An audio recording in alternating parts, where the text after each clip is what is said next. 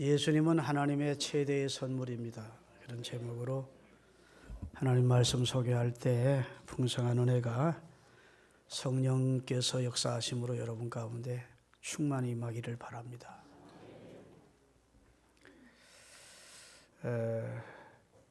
오늘 본문은 예수님과 사마리아 수가 성에 살고 있던 한 여인과 대화로 시작이 됩니다. 사마리아 수가 성에 살고 있던 한 여인이 한낮에 물을 길러 왔다가, 여기 이스라엘시로 6시면 우리 시간으로 12시입니다. 이스라엘은 제3시가 오전 9시고 제6시가 오전 12시고 제9시가 오후 3시예요. 성경에 6시라고 기록된 것은 정오에 물 길러 성 밖에 있는 야곱의 우물에 물 길러 나왔다가 거기 앉아 계신 유대인 청년 예수님과 만나서 대화가 시작되는 내용으로 시작이 됩니다. 예수님의 제자들은 마침 음식을 사러 성 안으로 들어갔고, 예수님은 시장에서 우물가 곁 아마 어떤 바위에 이렇게 앉아 기다리고 있었을 겁니다. 그런데 한낮에 한 여인이 물 길러 나왔어요. 근데 이 여인이 아리따운 여인이었던 것 같아요. 남편을 5번씩을 바꿔치기 하면서 살았어. 지금 살고 있는 남자는 6번째 남자인데 아직 결혼을 하지 않고 동거 생활을 하고 있었어요. 여러분, 여자가 매주처럼 생겼으면 아무리 결혼 5번 하고 싶어도 못하지요. 그렇죠? 여자가 너무 미우면 가까이 하는 남자가 없습니다. 이게 모욕적인 소리가 아니고 실상 그렇습니다. 여자들이 좀 아름다워야 남자들이, 그리고 아름답지는 않아도 매력이 있어야 된다. 그런데 돈 많은 남자하고도 살아보고, 권력 있는 남자하고도 살아보고, 잘 노는 남자하고도 살아보고, 정치인하고도 살아보고, 예술가하고도 살아보고 그랬던 것 같아요. 5번 결혼에 실패하고 이제 6번째 남자하고 지금 살림을 하고 있는 한 여인이 왜 한낮에 물 길러 왔느냐? 사람들이 자기를 보면 수근거리는 게 듣기 싫어서. 여러분, 남편 5번씩 바꿔치기 6번째 남자 사는 여자를 곱게 보는 사람이 있겠습니까? 사마리아 성에 살고 있는 사람들이 이 여인을 아주 부정하고 개 같은 여자라고 생각을 한 것이죠. 왜 가까이를 안 하는 거고, 옆에 오면 수근수근하고 그랬습니다. 그러니까 여인들이 대부분 아침에 물 길러 오는데 사람 만나기 싫으니까 아무도 안 나오는, 물 길러 안 나오는 한낮에 사마리아 수가성 야곱의 우물로 물 길러 온 것이지요. 근데 위에 유대인 남자가 거기 앉아 계신 겁니다. 그분이 누구시죠? 예수님입니다. 그러니까 유대인은 원래 사마리아인을 사람 취급 안 해요. 그러니까 자기한테 관심 없겠다 생각하고 열심히 물을 길어 가지고 집으로 돌아가려고 물 깃고 있는데, 유대인 남자인 예수께서 말을 붙이시는 겁니다. 여인아, 내게 물 좀 다오, 이랬어요. 그랬더니 여자가 퉁명스럽고 좀 가시돋친 말로, 당신은 유대인 남자인데 어찌 사마리아인인 우리에게 내게 말을 다 거십니까? 말입니다. 유대인은 사마리아인을 사람 취급을 안 했어요.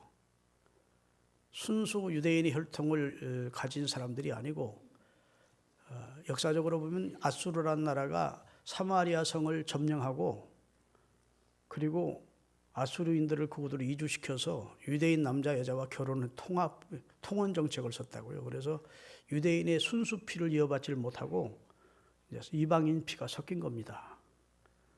근데 유대인들은, 남쪽 유대에 사는 사람들은 바벨론에 가서도 순수 혈통을 지키려고 애썼고, 다시 돌아와서도 순수 혈통을 지키려고 애써서 에스라가 이방 남자나 이방 여인과 결혼한 사람 다 내쫓도록, 그래서 돌아와서는 다시 이방인들과는 결혼하지 못하도록 법으로 제정해서, 유대인들은 그래도 유대 아브라함의 혈손이라는 순수 혈통을 이어가고 있었다고요.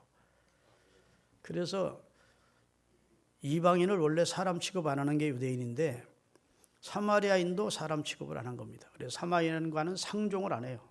대화도 안 하고 사마리아로 지나가지도 않습니다. 빙 돌아서 갔지.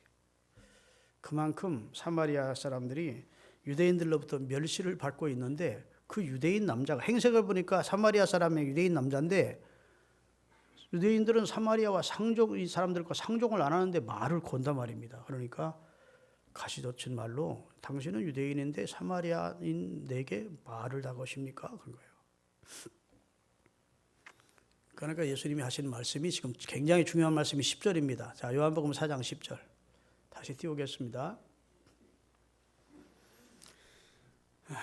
요한복음 예수께서 대답하여 이르시되 내가 만일 하나님의 선물과 네게 지금 물 좀 달라 하고 있는 내가 누구인 줄 알았더라면 네가 그에게 물을 달라고 구했을 것이고 내가 네게 생수를 주었을 거다.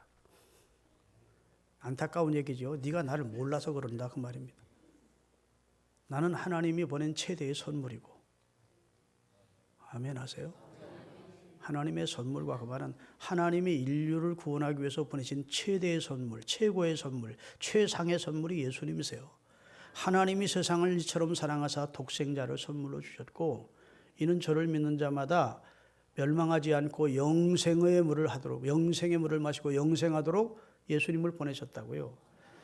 그러니까 네가 하나님의 선물과 내가 또 네게 물을 달라고 하고 있는 자인데 내가 누구인 줄을 네가 알았더라면 지금은 몰라서 그렇지 알았더라면 내게 물을 달라고 했을 거다.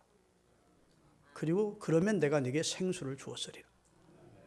이렇게 말을 한 거예요. 그러니까 이 사마리아 여인의 입장에서는 이해가 안 되는 겁니다. 지금 물기를 두루박도 없고 당신이 내게 무슨 물을 준단 말입니까? 하고 이제 조금 스트레스가에 쌓인 그런 입장에서 퉁명스럽게 대답을 또 물은 것이죠. 그랬더니 예수님이 이 물을 마시면 다시 목마르다. 그러나 내가 내게 주는 물을 먹으시면 너는 영원히 목마르지 않게 된다. 그런 물이 있어요? 그런 물 있으면 나 좀 마시게 해주십시오. 그런 거예요. 그러니까 예수님이 가서 네 남편을 데려와라. 저는 남편 없습니다. 내 말이 맞다. 넌 남편 5이 있었는데 5명을 가르치웠는데 지금 살고 있는 남자도 아직 결혼하기 전에 네 남편이 아니니까 네가 남편이 없다는 말이 맞다. 여러분 무당한테 가서 무당한테 찾아가서 그렇게 얘기하면 뭐라고 하죠? 아이고 쪽집게시네요. 이러고. 한 번도 만난 적이 없는데 다 과거를 알아봐주면 쪽집게라고 하잖아. 이 여인도 지금 처음에는 유대인 한 남자로 알았다가 두 번째는 아이고 선지자시네요. 어떻게 나를 초면에 보고 내 사정을 다 아느냐 그 말이죠. 그러니까 당신은 참 하나님의 선지자인가 봅니다. 그랬어요. 대화가 계속 진행되면서 예수님이 자신이 하나님이 보내신 메시아이고 인류의 구원자시고 하나님의 아들이심이 밝혀지게 됩니다. 예수님이 그렇게 말씀 안 해도 그 여인이 알게 돼요. 그래서 물동이를 버려두고 자기를 보면 사람 취급 안 하는 두 번 만나기도 싫은 사마리아 성 사람들에게 뛰어가서 내가 메시아를 만났다. 내가 하나님의 아들을 만났다. 할렐루야. 지금 사마리아 성 저 수가 우물가 곁에 계시다 하니까 사마리아 성 사람들이 막 몰려서 예수님께로 모여들었고 그날에 예수님이 사마리아 성 사람들에게 말씀을 전했고 예수 그리스도를 주로 믿는 사람들이 많아 예수님이 그날 사마리아 성에서 주무시고 가르치시게 됐다. 이런 내용이 오늘 본문 내용이에요. 여기 물 가지고 지금 얘기가 시작된 겁니다. 물 좀 다오해서부터 시작해서 네가 내가 누군 줄 알았으면 네가 내게 물을 달라고 했어야 돼. 나는 영원한 생수를 줄 수 있는 자다. 나는 하나님이 보내신 최고의 선물이야. 이렇게 말을 하게 된 것입니다. 인간은요 물과 깊은 연관이 있도록 하나님이 창조하셨습니다. 사람의 몸은 대부분 물로 이루어져 있습니다. 하루도 물이 없으면 살질 못해. 생명과 물은 깊은 관계가 있습니다. 어떠한 생명이든지 물을 원합니다. 하나님께서 이 천지를 창조하실 때 하늘에도 물이 있게 하셨고 지상에도 물이 있게 하셨고 땅 아래에도 물을 주셨습니다. 그렇죠? 하늘에 무슨 물이 있느냐? 하늘에 물이 있다가 내리는 거죠. 비가 내리고 눈이 내리고. 이 땅에도 저수지니 뭐 강물이니 바다니 얼마나 물이 많습니까? 바다와 육지가 7대 3입니다. 바다가 그만큼 물이 많다 소리예요. 사람의 몸도 7대 3이에요. 사람의 몸에 수분이 7이고 그 다음에 몸 육체, 뼈나 이런 육체가 3에 지나지 않습니다. 그만큼 사람은 물로 구성된 존재이고 이 지구도 7대 3으로 되어 있어요. 물이 7이고 육지가 3입니다. 아시겠습니까? 네. 그래서 하나님은 하늘에도 이 땅에도 이 지하 땅을 파면 지하에도 수많은 물들을 하나님이 숨겨놓고 우리가 그것을 이용할 수 있도록 해 주신 겁니다. 물이 없으면 식물이나 동물이나 어떤 생명이든지 살 수가 없어요.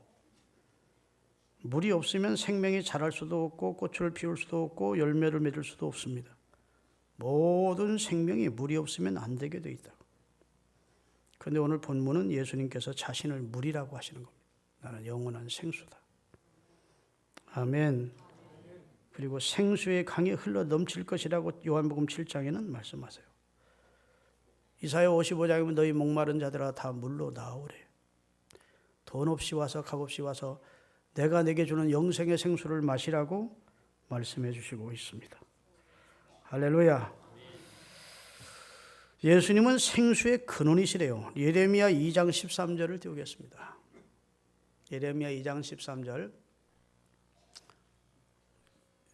내 백성이 두 가지 악을 행하였나니 곧 그들이 생수의 근원인 주를 버린 것과 스스로 웅덩이를 판 것인데 그것은 그 물을 가두지 못할 터진 웅덩이를 팠다는 겁니다. 생수의 근원인 하나님을 버린 것이 첫째 죄요. 인류의 죄가. 두 번째, 스스로 웅덩이를 파고 내 능력과 내 실력과 내 고집과 내 실력으로 살아가겠다고 하는 스스로 웅덩이를 파고 인본주의를 추구하며 사는데 아무리 모아놓아도 거기는 터진 웅덩이라 우리 인간을 만족시킬 수 없대요. 그렇게 살다가는 끝에 가서는 헛되니 하고 헛수고했다고 고백하고 죽을 수밖에 없다는 겁니다.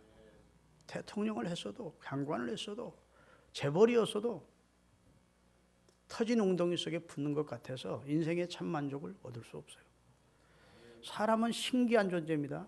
육체와 영혼으로 되어 있는데 사람이 육체적으로만 갈증을 느끼는 게 아닙니다. 영혼의 갈증이 있어요. 영생을 사모하는 갈증이 있습니다. 메시아를 사모하는 그 갈증이 있습니다. 할렐루야. 구원을 갈망하는 그런 갈증이 우리 속에 있다고요. 그걸 하나님이 본래적으로 우리가 창조될 때 넣어주셨습니다. 그래서 사람은 다른 아무 것으로도 채워도 공허함을 느끼는 것은 우리 속에 영혼의 광장이 있는데 그 광장, 영혼의 주인 되시는 하나님이 그 자리에 들어오셔야, 주님이 그 자리에 주인 되셔야 그때부터 초막이나 궁궐이나 내 주 예수 모신 곳이 그 어디나 하늘나라 천국이 저기 있다 여기 있다 못하고 내 속에 이루어지도록 영원한 생수 되시는 주님이 우리 속에 들어오실 때 우리의 공허가 채워지는 겁니다. 그래서 사고새빵 살아도 감사하며 찬송하며 구원에 감격하며 살 수가 있도록 하나님이 만들어 주시는 거예요. 이 여인은 얼마나 행복을 추구했는지 알 수 있지 않습니까? 수많은 남자와 결혼을 했다고요. 여러분, 제클린 오나시스라고 하는 여인을 여러분이 알 겁니다. 원래 이름은 제클린 케네디였습니다. 케네디 대통령과 결혼을 했어요. 근데 케네디 대통령이 암살을 당하자 그리스의 선박 왕이었던 오나시스라는 70대 노인과 결혼을 했습니다. 근데 이 오나시스라고 하는 사람이 얼마나 부자인지 제주도만한 섬을 10개 이상 가지고 있고 그 섬마다 엄청난 호화로운 별장들과 호화시설을 꾸며놨어요. 그리고 자기 유람선이 있는데 유람선에는 항상 자기 음식을 준비할 요리사들이 수십 명이었고 그 다음에 자기 전용 비행기가 몇 대 있었고 뭐 빌딩은 뭐 말할 것도 없이 많고 한번 초대를 받아 갔다가 거기에 그냥 매료가 돼서 이 제클린이라는 여사가 이 노인과 결혼을 했어요. 미국 사람들이 마음이 아주 많이 상했습니다. 자기 나라의 대통령 부인이었던 자가 그리스의 60, 70대 노인하고 결혼하니까 미국 사람들이 자존심이 많이 상했었죠. 근데 몇 년 못 가서 그 결혼은 깨졌고, 이 제클린 오나시스는 결혼과 이혼을 4번을 반복합니다. 하나밖에 없는 아들, 케네디와 통해서 낳은 아들이 24살 때 자가용 비행기를 타고 해변을 운전하다가 사고가 나서 즉사했어요. 그리고 나서 몇 년 후에 제클린도 죽었습니다. 여러분, 이 여인을 행복한 여인이라고 말할 사람이 있겠습니까? 얼마나 행복해지려고 노력은 했겠습니까만은 그렇다고 행복해질 수 있는 건 아니야. 할렐루야. 여러분, 참된 행복은 우리 마음의 주인이신, 우리 영혼의 주인이신 주님이 내 마음의 첫 자리에 딱 오셨을 때, 그 영원한 생수 되시는 주님을 마셨을 때, 그때 영원히 목마르지 아니하는 삶을 살 수가 있는 줄로 믿으시기를 바랍니다. 예수님은 생수세요. 생수의 근원이시래요. 여러분, 우리가 지금 과학이 발전해서 달나라도 가고 화성도 가보고 이럽니다. 근데 그 최고의 관심이 뭔 줄 아십니까? 그 혹성에 물이 있는지를 관찰하는 겁니다.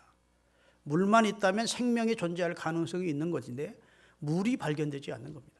물이 있었던 흔적은 있던 것 같다 이렇게 알아내지만 물이 있었던 증거가, 물이 있다는 확실한 것이 나타나지 않는 거예요. 물이 없으면 생명이 존재를 못하는 거예요. 이해되십니까? 우리 몸도요, 1%에서 2%만 물이 빠져나가면 갈증으로 견딜 수가 없는 겁니다. 그래서 땀을 흘린다든지 하면 그 다음에는 혓바닥에 타들어가는 거예요. 그래서 사막길을 가다가 땀 많이 흘리면 그냥 5%만 우리 몸에서 물이 빠져나가도 5%에서 7%만 빠져나가도 사람은 죽는답니다. 생명이 보존되는 게 아니에요. 그만큼 사람의 육체가 물이 중요한 비중을 차지하고 있는 거예요. 여러분, 조난을 당한 사람들이 바다에서 물을 마시고 싶어서 바닷물을 마시면 죽는 겁니다. 결국 자기 오줌을 넣고 그 오줌을 마십니다. 나중에는 오줌 마시다가 이제 오줌도 안 나오면, 그러면 바닷물을 마시면 그때는 끝이 나는 거예요. 그때는 빨리 조난 구조가 되지 않으면 그 다음에는 갈증이 더해가기 때문에 살 수가 없는 거예요. 염분이 들어가서 갈증이 계속 일어나서 바닷물을 마시기 시작했다. 그러면 그 인생은 이제 하루 이틀도 못 가고 죽는 겁니다. 이 세상은 물이 많습니다. 그러나 참 생수가 없어. 바닷물처럼 물은 많은데 마실수록 목마른 거예요. 마실수록 갈증을 느끼는 겁니다. 아멘. 돈 가질수록 더 욕심이 납니다. 향락 누릴수록 더 자극적인 쾌락을 가지고 싶어. 그래서 여자와 남자가 동침하다가 여자는 여자끼리, 남자끼리도 해보고, 동물과도 해보고, 이제 만족이 안 되는 겁니다. 별짓을 다 하면서 쾌락을 추구하는 겁니다. 그게 세상물입니다. 세상물은 마셔도 그 갈증이 해결이 안 돼요. 아멘. 우리 영혼의 주인 되시는 하나님을, 주님을 우리 마음에 모실 때 생수입니다. 그게. 할렐루야. 우리 어렸을 때는요, 외국 사람들이 물을 사 먹는다 그러면 이해가 안 됐어요. 이해됐습니까, 여러분? 나는 초등학교 때 선생님이 선진국가에서는 물을 사 먹는데, 그래서 별 웃기는 나라가 다 있다 그랬어요. 근데 세월이 지나다 보니까 우리도 물을 마셔. 지금 세계 물 부족 국가가 한 40여 개 국가가 물 부족 국가로서 엄청난 지금 위험에 처해 있습니다. 그래서 물을 사다 먹고, 경제력에 대해 물도 사다 먹는데 먹지 안 되니까 그냥 똥물이 가득한, 짐승 똥물이 가득한 거 가다가 그냥 마셔서 그것이 다른 병까지 유발시켜서 죽는 사람이 지금 너무너무 많은 겁니다. 근데 우리도 지금 물 부족 국가에 들어간대요. 그렇지만 우리는 경제가 아직은 허락이 되니까 여행 갈 때도 다 생수 몇 개씩 가지고 어디 간지 생수를 마실 수 있게 되어 있습니다. 참 감사한 일이에요. 그래서 육체의 해갈은 이제 문제 없습니다. 우리나라는 아직은 육체에 물이 없어서 우리가 어려움을 당하는 일은 없을 것 같아요. 그렇지만 영혼의 기갈을 느끼는 사람들이 너무 많습니다. 하나님은 가난 자에게 물을 주시는 분인데 영생의 생수 되시는 그 아들 예수 그리스도를 최대의 선물로 우리 속에 주셔서 우리로 하여금 영원히 목마르지 아니하는 축복을 누리도록 하신 줄로 믿으시기를 바랍니다. 그래서 예수님은 하나님이 보내신 최고의, 최대의, 최상의 선물입니다. 할렐루야. 여러분, 예수님을 정말 바로 아시기를 바랍니다. 아이 목사님 예수님을 알고 믿으니까 오늘 교회 나왔지 않습니까? 그래도 분명치 않은 분들이 있습니다. 제가 가끔 이런 초신자적인 설교를 하는 것은 가끔 이런 내용을 전해주어야 다 신앙생활 성숙하고 성령 충만받고 그런 사람들이 아니거든요. 그래서 이렇게 터치가 돼야 중생을 경험하고 중생의 필요성을 느끼고 하나님 앞에 내 영혼의 상태를 진단하고 영혼이 구원받는 계기를 마련하기 때문에 이게 굉장히 중요한 말씀이에요. 예수님이 누구인지를 알아요. 알아야 되는 것이 가장 우리 인생의 최고의 숙제입니다. 사람들이 나를 누구라 하더냐? 엘리야나 예레미야나 선지자 중에 한 사람이라 합니다. 너희는 나를 누구라고 생각하느냐? 이것은 예수님이 베드로에게만 주신 말씀이고 제자들에게 주신 질문이 아니고 전 인류에게 던진 질문입니다. 너희들은 나를 누구라고 생각하느냐? 저는 그리스도시요 살아계신 하나님의 아들이십니다. 이렇게 우리가 고백을 해야 돼요.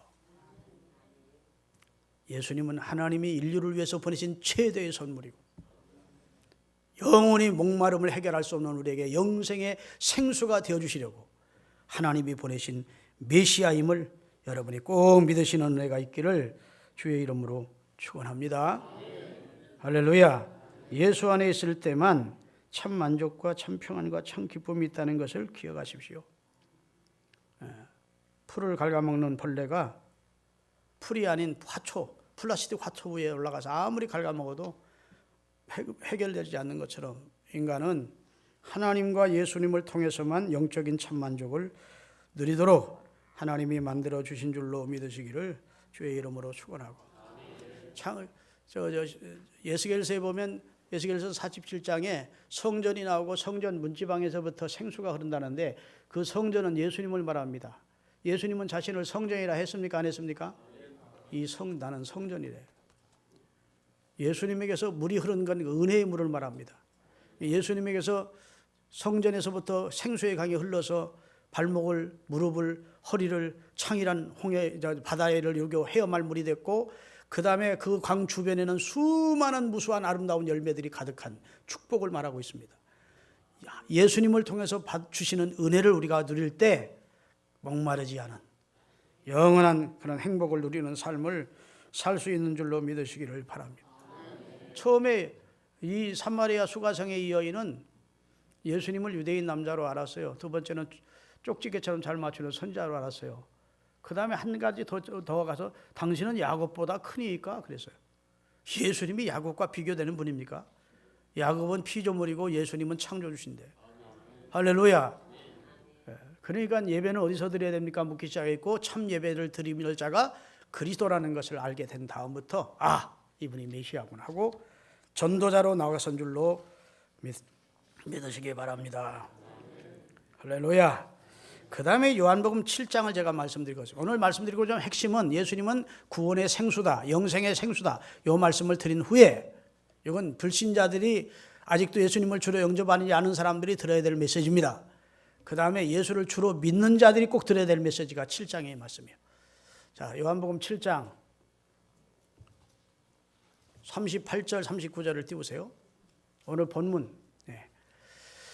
나를 믿는 자는 성경에 예언된 것과 같이 그 배에서, 그 말은 그 속에서 생수의 강이 흘러나리라 하시니 이는 그를 믿는 자가 받을 성령을 가리켜 말씀합니다. 해석까지 붙인 겁니다. 자, 요한복음 4장은 불신자였던 사마리아 수가성 여인에게 예수님이 생수 되심을 전해서 예수 그리스도를 주로 영접하여 그를 구원케 위함이요.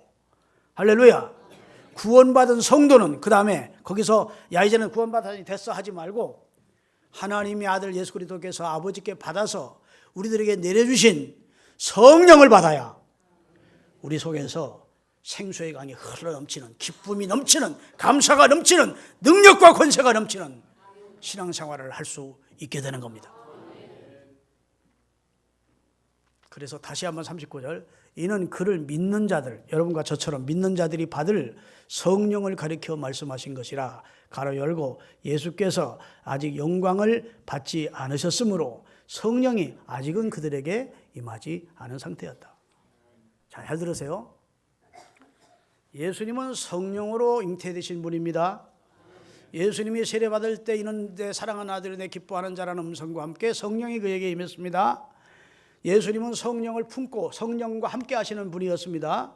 그러기에 수많은 이적과 권세를 나타내셨고 하나님의 능력을 나타내셨습니다. 할렐루야.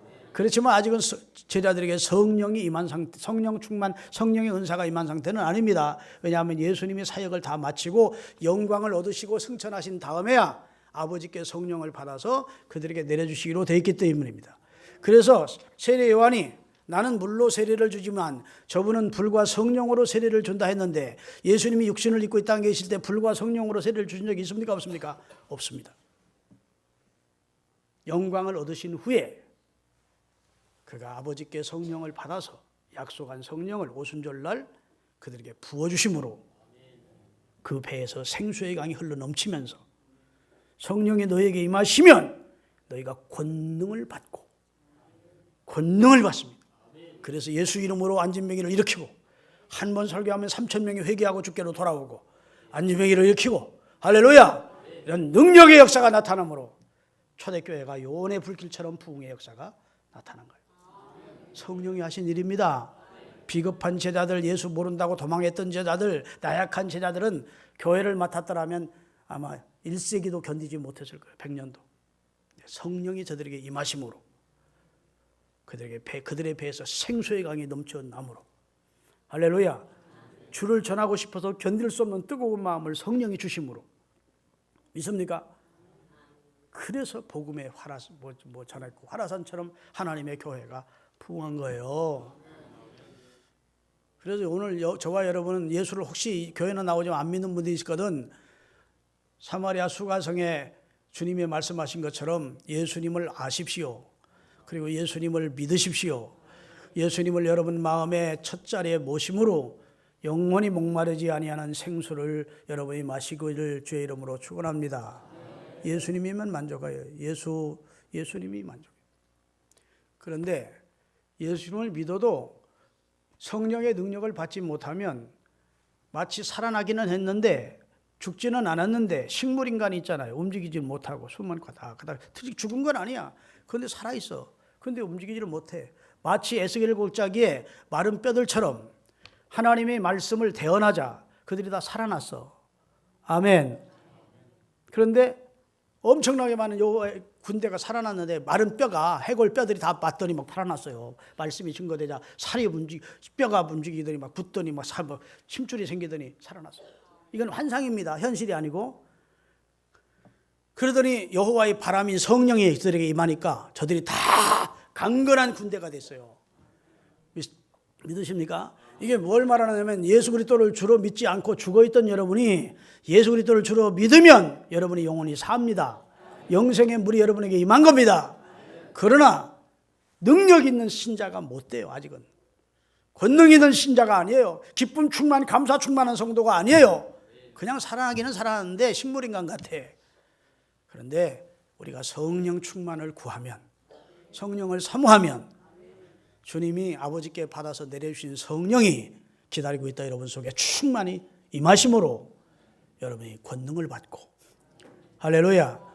갈라디아서 5장 22절에 있는 성령의 열매를 맺는 저절로 열매가 맺죠. 오직 성령의 열매는 사랑하는 사람으로 바뀌어지고 기뻐하는 사람으로 바뀌어지고 평화를 이루는 사람으로 바꿔지고 오래 인내하는 사람으로 바뀌어지고 자비하는 사람으로 양산하는 충성과 온유와 절제 이 사람으로 바뀌어지는 거예요. 성령이 그렇게 우리를 바꾸시는 거예요. 성령이 하시는 일이에요. 요한복음 2장 33절을 띄우겠습니다. 사도행전 2장 33절. 다 같이 하나님이 오른손으로 예수를 높이심에 영광을 받으심에 그가 약속하신 성령을 아버지 하나님께 받아서 너희가 보고 듣는 것을 우리에게 부어주셨느니라. 예수님을 하나님이 높이셨어요. 인류의 죄를 대속하시자 그를 부활시키시고 그를 승천시키시고 할렐루야. 그리고 그에게 약속하신 성령을 주셔서 예수님이 그걸 받아가지고 오순절날 성령을 내려주신 겁니다. 자, 오늘 다시 한번 요한복음 7장 37절부터 39절까지 천천히 읽어보십시다. 명절 끝날 곧 큰 날에 예수께서 외쳐 이르시되 누구든지 목마르거든 내게로 와서 마시라. 나를 믿는 자는 성경에 예언된 것과 같이 그 속에서 생수의 강이 흘러나리라 하시니 이는 그를 믿는 자들이 불신자들이 받는 것이 아니고 믿는 자들이 받을 성령을 가리켜 말씀하신 것이라. 예수께서 아직은 영광을 받지 않으셨으므로 성령이 말씀하시는 그때에는 임하지 않았었다는 겁니다. 할렐루야. 지금 예수님이 곧 내가 부활 승천한 다음에 너희가 성령을 부어주겠다는 약속을 하고 계신 겁니다. 그 성령이 너에게 임하셔야 우리가 권능받고 예루살렘 상황까지 주의 증인되고 하나님의 교회도 부흥되는 겁니다. 아멘. 교회 부흥시키는 것은 목사가 시키는 것도 아니고 교회 조직이나 프로그램이 좋아서 시켜지는 게 아니에요. 성령이 역사하지 않으면 교회는 부흥 안 됩니다.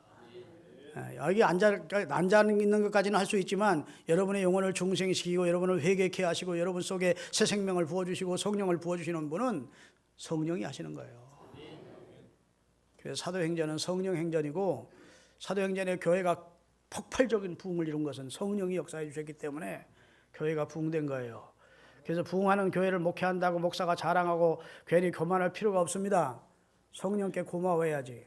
자기가 교회를 부흥시킨 것이 아니기 때문에 만약 자기가 시킨 줄 알고 교만 떨면 하나님이 그 사람을 낮추시더라고. 다 성령이 하신 일입니다. 나의 나됨이 주님의 은혜이고 성령의 도우심입니다. 그 잊지 마시기를 주의 이름으로 축원합니다. 지금은 성령 시대라고요.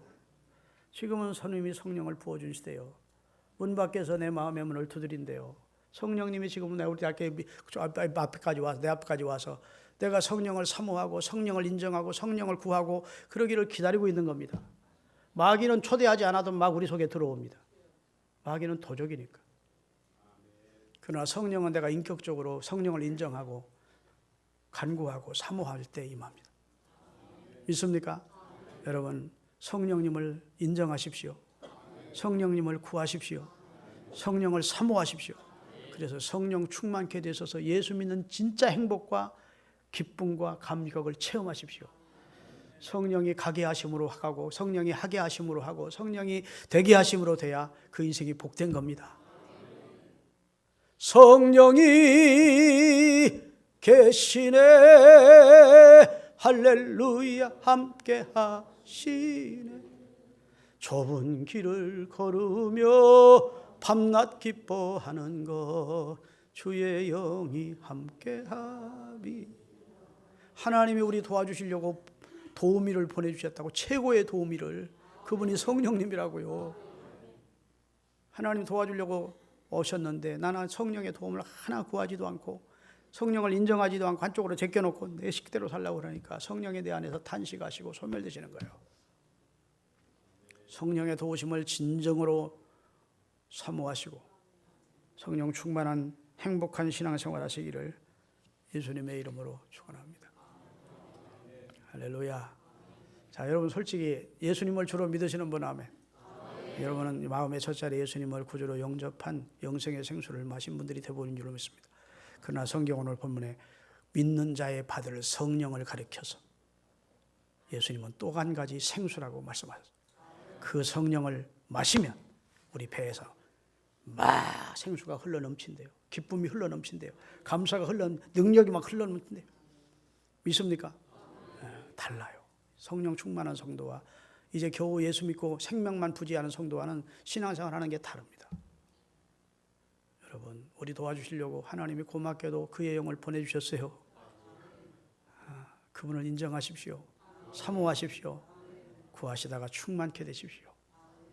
그래서 정말 예수 믿으니까 너무 좋다. 이런 고백이 여러분 입술에서 저절로 나올 수 있게 되기를 바라겠습니다.